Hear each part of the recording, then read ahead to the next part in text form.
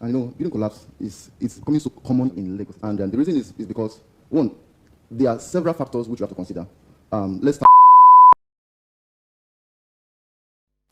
And yes, the conversation continues right here on Silverbird Television. Silverbird News 24, this is News Hub. We've talked some very important subject matters. This one is also very important because you go out, you have to stay in the structure. You come back to your house, you have to stay in the structure. You go to your church or your mosque, you have to stay in the structure. Everywhere you use, you need a structure, which is where the building professional comes in. Now, with the spate of incessant building collapse in Nigeria, despite recommendations that have been made, despite punitive measures that the government seemingly have made, to ensure that these disastrous incidents do not put more lives of Nigerians at risk, why is this still happening? So we're talking on Lagos town planning regulations. We're circling it down, microing it down to Lagos State. But of course, it also impacts and is very relatable to other states in the Federation as well as the FCT, because Lagos is not the only state where building collapse, occurs. But we're using Lagos State right now, as a sample here. Lagos town planning regulations addressing citizens' concern amid demolitions of property. Well, to give or to do justice to the subject matter is an expert within the sector, Dennis Isong, a property consultant. He joins us right here from our Lagos studio. Good morning, Dennis. It's so good to have you talk about this very important issue. Thank you so much. So as a consultant within the sector, I mean, what goes on through your mind? And how does it hit you when you hear, oh, this particular building is collapsed, and then you come back and hear the government say, oh, we're going to do this, and we're going to do that, we're going to mark X amount of building, and give a month, another building comes down. And so people are asking, what is going on?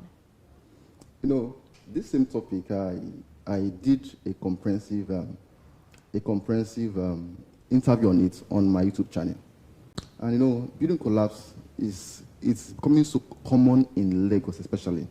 And the reason is because, one, there are several factors which you have to consider. Let's start from, first let me put it this way. Anybody can build a house. Anybody can build a house. As far as you have the money, you can build a house. But it doesn't mean that because you have the money, you should go ahead and build without following the right procedure. It's very, very important. And you having the money, it is advisable for you to follow the right procedure before you go ahead and put even a structure on it. Put anything, even as simple as a block. You need to at least follow the right thing. And before you even think of building a house, let me relate it to what happened last Friday, which the rate at which about 13 houses we are demolished in Ajao. And looking at this particular incident started in 2015. And when FAN discovered that some people have encroached their property, a warning was given to them, 2015, and they decided to ignore. But some part of the community went to meet the government, and about 22 houses were put to normal, they were regularized. Then 13 of them that were involved, we are giving notice in 2016. Started in 2015, but in 2016, those that were really affected, we are giving notice to leave. But even after that, some people still went ahead and start building without following the right procedure. I know in Lagos, especially, let me use Lagos as a case study. Before you even put one thing on the ground, first and first, you need to confirm the land itself, to confirm it is in the right location. What do I mean? What do I mean is this: something we call coordinates. This where we have currently as a coordinate. So and Lagos as a master plan, that every coordinate, every location have what that place can be used for.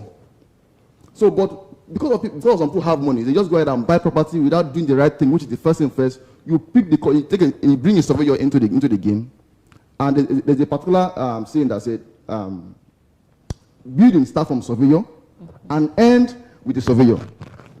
You bring a surveyor to the game, which means the surveyor will pick the coordinate of that location, go to the master plan of Lagos, and to confirm whether that place is free to be used for the purpose you want to use it for. A place can be free, but the purpose is wrong. A place can be used. A place can be occupied by the place is owned by government, and the purpose that the government want to use that place for. If you go ahead and buy that property or that land, you only last. So you are a temporary tenant in that particular land. And if you proceed, if you decide to proceed with all this without following the procedure, in 20 years' time, in 30 years' time, what happened in Ajao can happen again. Interesting. That gets it. What happened in Ajao can happen again. And even after you get your coordinate and confirm that land is good for you to use in building, the next step to do is for you to get what they call planning permits. Planning permit is for you to before you can go ahead and get a building approval, you need a planning permit to confirm that you have the permit to do anything on that land. After that, you can now proceed to go and get a building approval. So, and you need the right professionals in this place, which is a surveyor. You need a lawyer in some case. You need an architect. You need a building contractor. You need all these things to make sure that when you are building a house, you will not have all these ups and downs we have, which include collapse or government coming to demolish and the rest. Now, it's good to know that this is an anomaly. It's not supposed to happen. And aside structural defects, individual lapses in judgment as well, when it comes to greed, when it comes to not following proper procedure, is one of the issues that are there. Well, we have our Abuja studio on standby to join in the conversation. Dennis here has been talking to us about the things that people who have money and want to build a house must do to avoid, going under, let me use the word, the radar of those that will be collapsed, as it were. I'm sure you have more questions for him.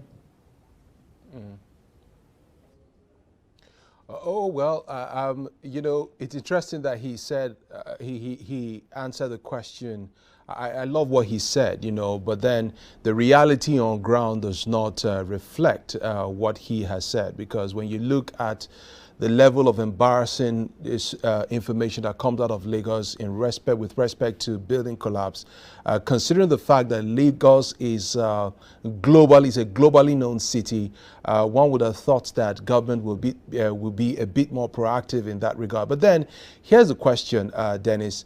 If, for instance, the Lagos state government decides, because we've heard about this, but then they decide and they have the political will to go on a demolition spree, to mark buildings and demolish them, buildings they know are substandard and could cave in at some point in the future or in the nearest future, what would be your reaction to that? Because Lagos is densely populated, and one of the major challenges in Lagos has to do with accommodation. What's your standpoint on that?